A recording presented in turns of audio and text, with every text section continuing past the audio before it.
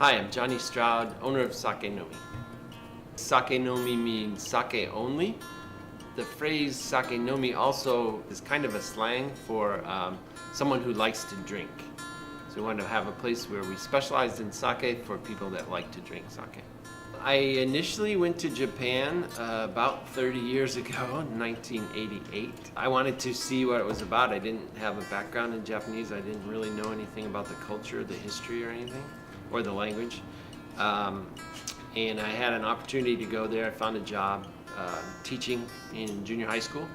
And originally I was only going to be there a couple years, and one thing led to another, and I ended up being there for about 7 years. And that's the small town where I lived. Even though the population was about 35,000 people, they had something like 5 sake breweries in that area. So there was lots of good sake around, and that was kind of my introduction to it.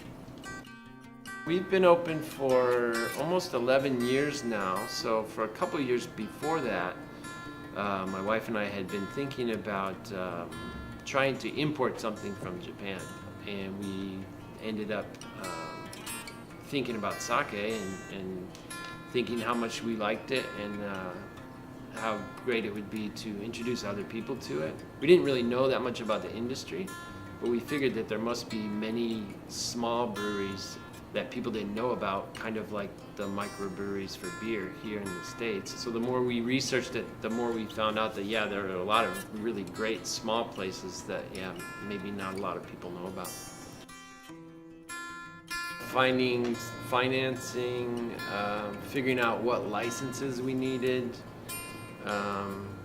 finding a good spot, a good building in a good neighborhood.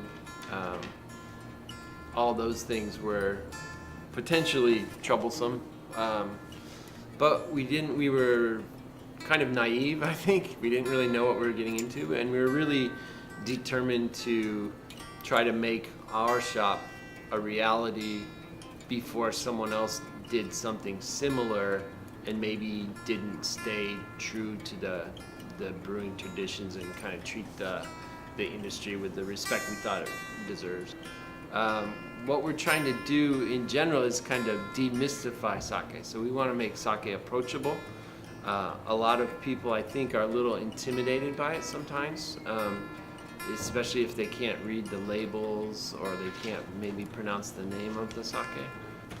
Sake is not like super fancy, and it's kind of sneaky how good it is, I think, but it's really comfortable, and I never get tired of it.